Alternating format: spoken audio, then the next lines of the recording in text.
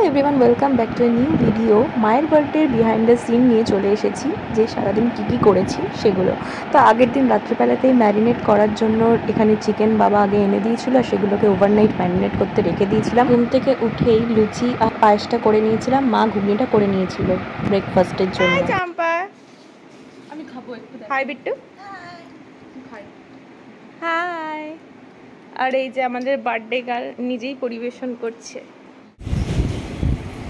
Happy birthday to you. Hi করে দাও। High. আর কি করা ভিড়ে।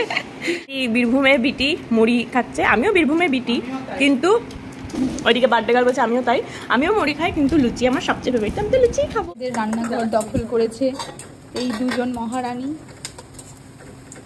তুই রান্না করতেও পারিস?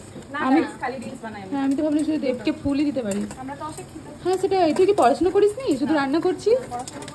পড়াশোনা করলে রান্না করতে হতো না। রান্না করে আসতে হয় না।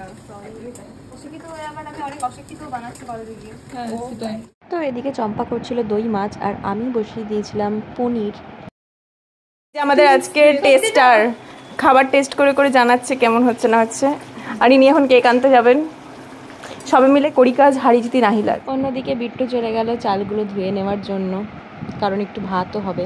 তারপর আমি আর বিট্টু বসে পড়লাম মাংসের জন্য পেঁয়াজ আর আলু কেটে নিতে, আর এদিকে আমি মশলাটাও করে নিচ্ছিলাম। তারপরে কোয়েল এখানে পোলাও বানানোর জন্য চালগুলো মাপ করে নিচ্ছিল। বাসন্তী পোলাও এক্সপার্ট, বাসন্তী পোলাওয়ের জন্য সব প্রিপারেশন করছে। দই মাছ আর পনির হয়ে যাওয়াতে ওইদিকে কোয়েল একদিকে চাপিয়ে দিল বাসন্তী পোলাও, আর আমি এদিকে চাপিয়ে দিয়েছিলাম চিকেনটা।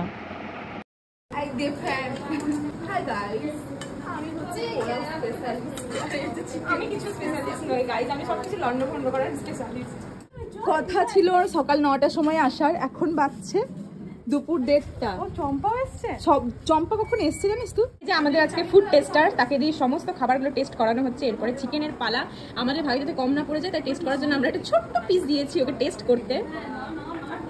তো দাবিট্টু একটু জানাও কেমন হয়েছে? সেদ্ধ হয়েছে? ঠিক আছে, ইয়েস আমি পাস করে গেছি গাইস। ঠিক আছে তো পাক্কা? তো চলো দেখা হচ্ছে একটু পরে। মাকে প্রথমে খাবারটা বেড়ে দিলাম। এখানে ছিল পোলাও, 5 রকমের ভাজা। 5 রকমের ভাজাটা মা নিজেই করে নিয়েছিল। আর এদিকে ছিল দই মাছ, চিকেন, পনির। আর এইদিকে চলছে আমাদের ক্যাটারিং সার্ভিসের পরিবেশন করা আমাদের। খাবারগুলো কিন্তু অসাধারণ হয়েছিল, একটা আইটেম এক্সে বার্গার এগ, সবার খুব ভালো লেগেছিলো, আর আমাদেরও নিজেদের রান্না খুব ভালো লেগেছিল। তারপর খাওয়ার পর শেষ পাতে সবাইকে কোল্ড ড্রিঙ্কস দিয়ে দিলাম। এরপর ছিল আমাদের একটু রেস্ট নিয়ে নেওয়ার পালা। এবার সবাই ঘুমিয়ে গেছে, আমার কিন্তু ঘুম নাই চোখে।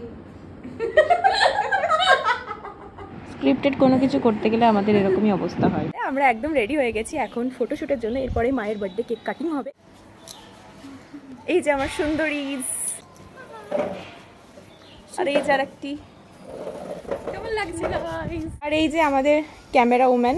আর এইদিকে ফটোশ্যুটও শুরু হয়ে গিয়েছে, আর সমস্ত photos and reels Facebook and ইনস্টাগ্রামে আপলোড করা থাকবে, তোমরা দেখে নিতে পারো। Happy birthday to you. এই কেকটাও চন্দনাদির কাছ থেকে নেওয়া হয়েছিল, খুবই টেস্টি ছিল, আর যেমনটা বলেছিলাম সেরকমটাই দিদি বানিয়ে দিয়েছিল। আমি আর বাবা মাকে কেক খাইয়ে দিলাম। কেকগুলোকে পিস পিস করে কেটে নিচ্ছিলাম, তারপরে মাকে বললাম যে সবাইকে সার্ভ করে দেওয়ার জন্য। আর তারপরে ছিল মাকে গিফট দিয়ে দেওয়ার পালা। লাকি জুয়েলার্স রঞ্জিতাদির কাছ থেকে বানানো করেছিলাম, যেটা আমার আর মায়ের খুব পছন্দ, বাকি সবারও খুব পছন্দ হয়েছে। তারপরে বিট্টু আর চম্পা মাকে গিফট দিয়ে দিল। এটা চম্পার গিফট, খোল। মায়ের গিফট আমি আনবক্সিং করব, এটাই খুব অবভিয়াস। তো চলো। খুব সুন্দর, একটা দারুণ সুন্দর বেডশিট চম্পা দিয়েছে, এটা আমাদের খুব দরকার ছিল। দারুণ আছে চম্পা, থ্যাংক ইউ। তো এরপরে হচ্ছে আমাদের ছোট্ট বিট্টুর গিফট আনবক্সিং করা হবে। ওয়াও, সো খুব সুন্দর একটা ব্যাগ দিয়েছে, আমার তো খুব পছন্দ, মায়ের খুব পছন্দ হবে। তো এই ছিল আজকে সারাদিনের ভিডিও। এরপরে সবাই বাড়ি যাওয়ার পালা। দেখা হচ্ছে পরে ভিডিওতে, টাটা।